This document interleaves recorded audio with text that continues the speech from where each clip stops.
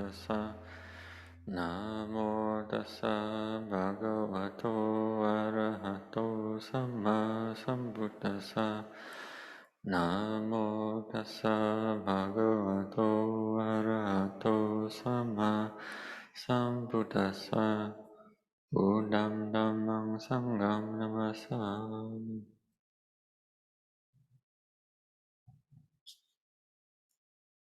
So we have the opportunity now to set our hearts on listening to the Dhamma, the teachings of the Lord Buddha, to help us understand the teachings and principles that the Buddha taught to develop the mind to be higher, and for each of us to train our minds.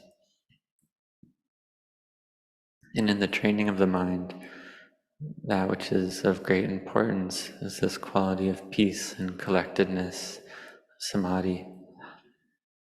So we've been practicing Dhamma on this retreat. We're now on the 8th day. We've been cultivating mindfulness, collectedness, and wisdom.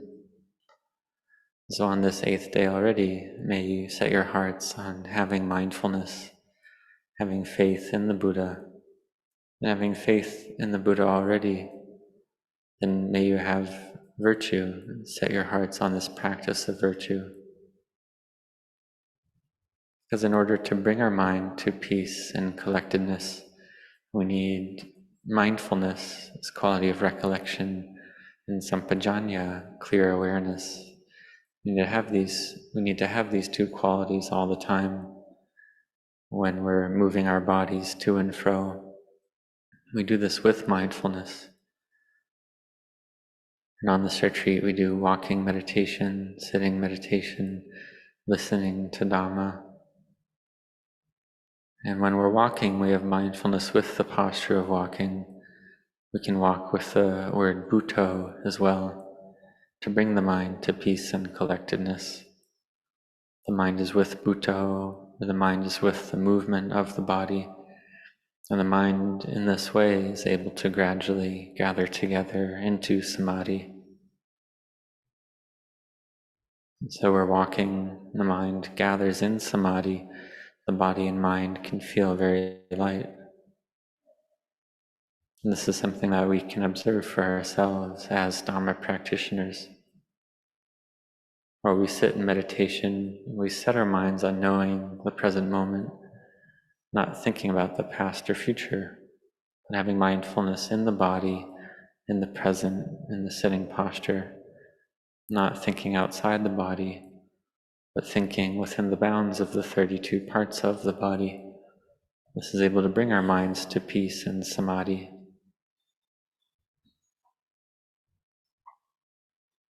And our samadhi might just be a little, but we keep practicing, and gradually it increases until the samadhi is well established and firm. In this process, we need to use the qualities of faith and belief, effort, perseverance, patient endurance. In the beginning, we need these qualities. When we're practicing and training the mind anew, we have these 5 hindrances which cover over the mind that prevent the mind from gathering into peace. For example, there's liking for the objects of the 6 senses, forms or sounds or touches or tastes and so on. Or there's doubt or sleepiness, these qualities which prevent the mind from becoming peaceful. Therefore, we need to have mindfulness and clear awareness all the time. For example, we're sitting, listening to Dhamma. We practice to have mindfulness. We practice to have clear awareness, to set our minds to the practice of Dhamma, to knowing the in and out breathing, or knowing Bhutto. We're having mindfulness focus on our meditation word, or mindfulness with the in and out breath. Not thinking of the past or future, but setting the mind to be in the present. So we do this in the present moment, and our mind gradually increases in samadhi and stillness until it's firmly established in peace and collectedness and come to one point. And when this happens, then we see that the mind is one thing, sense impressions are another, they're separate. Before, when there was no samadhi, the mind was not trained. Then the mind and sense objects gather together like one thing. They're not separate. Once we practice, we have mindfulness and clear awareness. And the energy and power of mindfulness and awareness are stronger. Samadhi arises. We see that sense impressions are one thing, the mind is another. They separate out. When we see like this, then the mind doesn't cling to sense impressions, because the mind sees that these sense impressions, once they arise, all they do is stay for a little while and then cease. And so we don't cling to sense impressions, whether they're pleasurable or painful, it's all the same. Whether we like them or dislike them, the mind doesn't cling to either type. So the mind that's not liking or disliking, this is the way to see the Dhamma, to see the teachings of the Buddha, to bring the mind to peace. And we use that peace and collectedness to contemplate, to not fall into liking or disliking, not to get lost in pleasure or pain, happiness or sadness.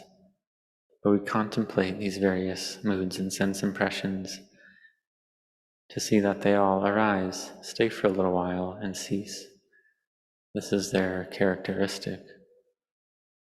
When the mind lacks strength and energy, lacks collectedness, it's not able to see sense impressions clearly. It's not able to contemplate them. To contemplate these various sense impressions, the mind's not able to see them according to reality. So therefore we have to come and train to practice sitting and walking meditation, to bring the mind to collectedness, to firm establishment, to know and see according to reality, according to truth. In the Buddha's time, when the Buddha taught, there were many laity, many disciples who realized awakening while listening. So this means that the listener had samadhi, had peace and collectedness in the mind. In this way, they were able to understand and see the Dhamma while listening. So we've heard that when the Buddha taught, some people, it was the first time that they listened to a teaching from the Buddha. They were able to realize stream entry, or realize arahantship, full awakening. So this means that the listener needed to have samadhi, samadhi being the foundation that was well established in the mind. So in our Dhamma practice, when we listen to Dhamma, if our mind has peace and collectedness when we listen, then we see that the Dhamma is a nama Dhamma, and the mind is also a nama quality, a mental quality. In this way, the Dhamma and the mind can go together, can become one. Mind gathers in peace. And we may not be able to remember the Dhamma teachings that were taught, but we have mindfulness in the present moment. The mind is gathered in peace, it feels light in body and mind, and at ease. The mind can go to one point, rapture and happiness arise in the mind. So this is something of great benefit and value in our Dhamma practice. The mind gathers in samadhi. This is the resting place for the mind. Then when the mind exits that state of peace, one uses that mind that has the strength of samadhi to contemplate conditioned formations, to contemplate the body, to know and see according to the truth, to see that this body is merely composed of 32 parts. We contemplate this with samadhi. This isn't thinking or remembering. This is the mind seeing the body according to reality. seeing that it arises, stays for a little while and ceases. Or if the mind has even more strength and energy, more samadhi, one can see the body change and see it as composed of earth, air, fire, and water, these ever-changing natural elements.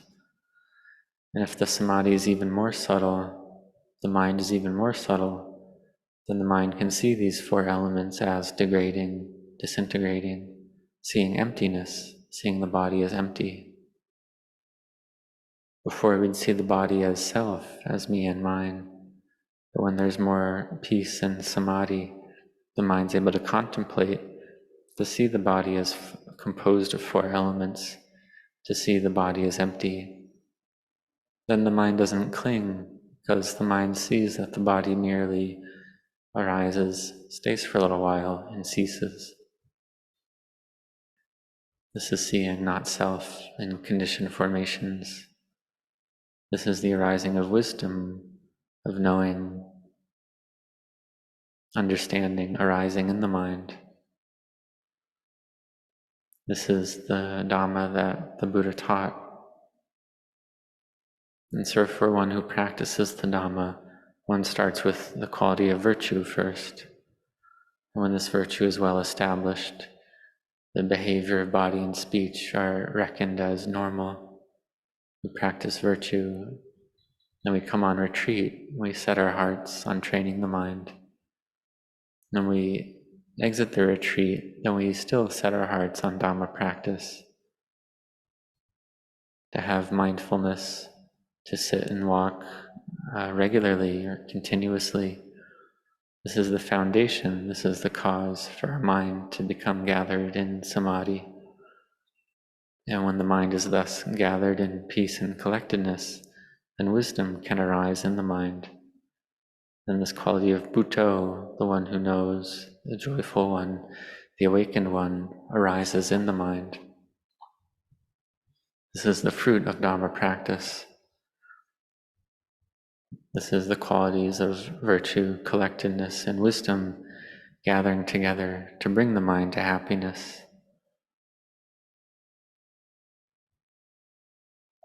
Before we'd think that the quality of samadhi is something outside the mind, but when we've practiced, we see that this quality of samadhi, peace and collectedness, it's not anywhere else. It's right here in our own minds. But we need to practice and train in it.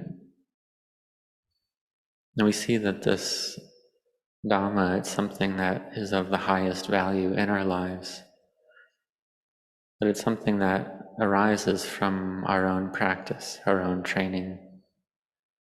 In the beginning, virtue, collectedness, and wisdom gather together in the mind. And so we practice Dhamma, we train our minds. In order to see our minds clearly, we need mindfulness and clear awareness. To know our minds with our meditation object, the thing that we use to make our mind peaceful, whether it's contemplating Bhutto, the in and out breath, or Bhutto, Dhammo, Sangho, it's up to you, whatever makes your mind peaceful. The Buddha taught 40 different meditation objects, and it's up to one's character type, what's most suitable. And the object that's suitable for all character types is the object of the breath. So this breath we know with mindfulness, we bring it to mind, and that brings the mind to collectedness and peace. Or we use Buddho Dhammo Sangho as our meditation word, for knowing the in and out breath with Bhutto. And if the mind's not peaceful, we need to cultivate mindfulness to be continuous. When mindfulness is continuous, then the mind isn't thinking about anything else. The mind is with Bhutto. The mind is unified in one thing. It has samadhi, collectedness. When this happens, it's a miracle arising in the mind. Effort then happens on its own, Perseverance arises on its own. Faith is firmly established. Patient endurance arises.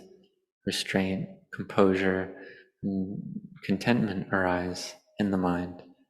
This is seeing the value in Dhamma practice. So this is practicing Dhamma to develop the mind, to give rise to knowledge and understanding of the Dhamma teachings of the Buddha.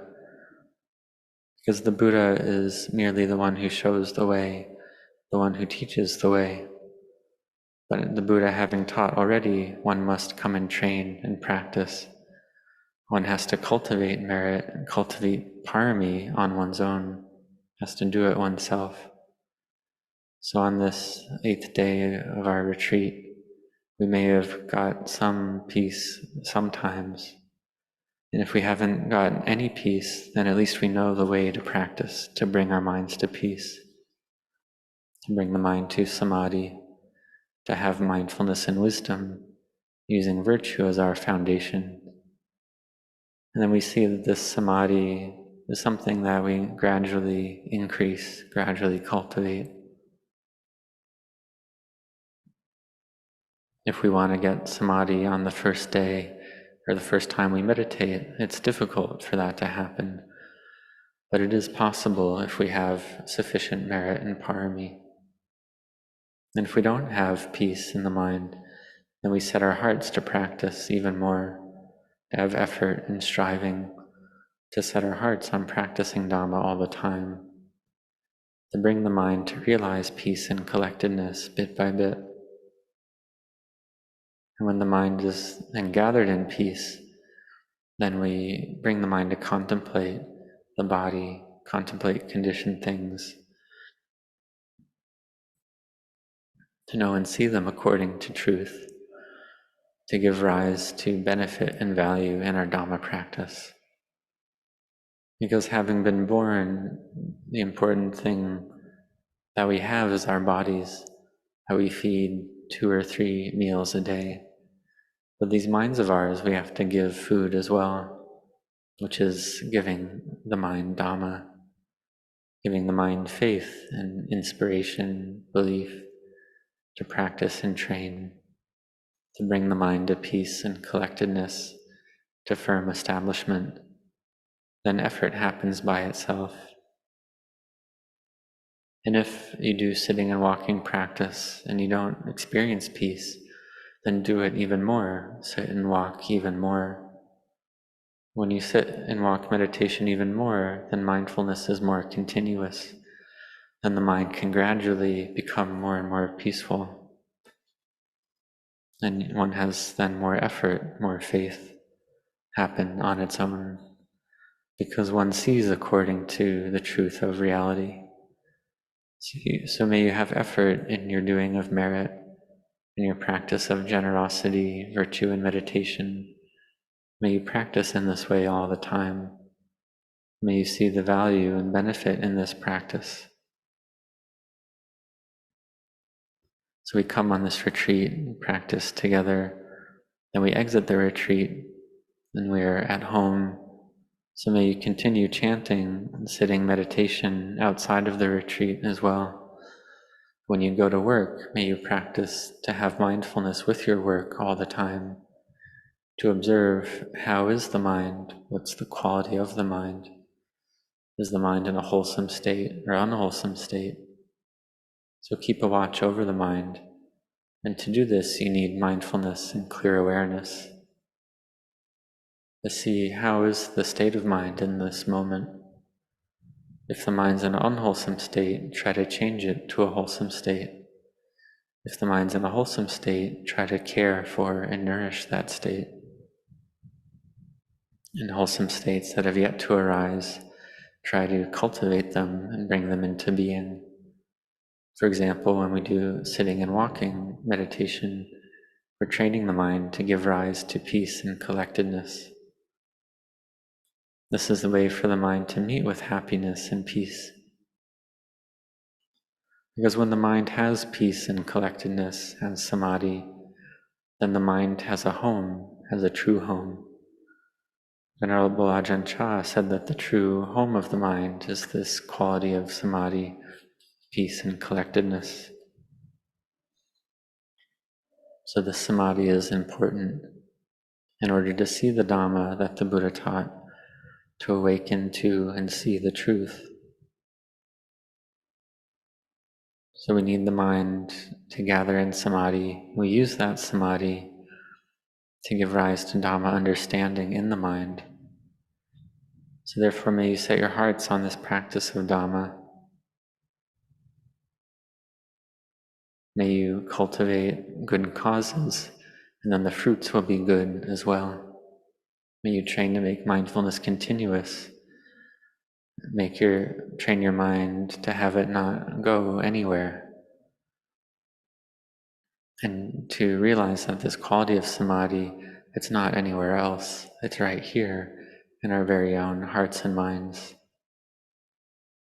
And when we make mindfulness continuous with Bhutto in the mind, then when sense impressions arise, there might be liking for that, but we don't cling. If disliking arises, we don't cling. We set the mind to be in the middle. When it's like this, then we can see and know the Dhamma according to truth. See that all sense phenomena arise, stay for a while, and cease. That's how they are in truth. But we don't yet see this because the mind lacks strength and energy, lacks peace and samadhi, so it's not able to see the truth. So may you set your hearts on this practice which is important to meet with true peace and happiness.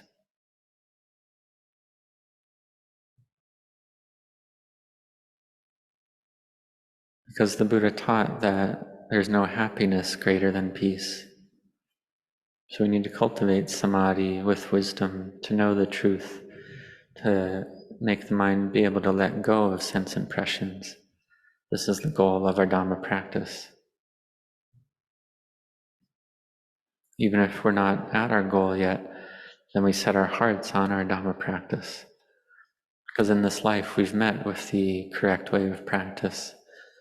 What's left for us to do is to have effort to train our hearts and minds to get the fruits of Dhamma practice for ourselves.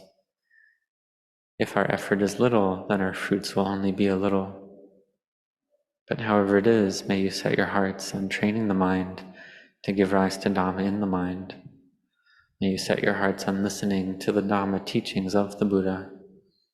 May you all set your hearts on the practice of virtue, collectedness, and wisdom, such that you may meet with true peace and happiness in your life, in your mind. I offer my rejoicing with all of you. May you all grow in Dhamma.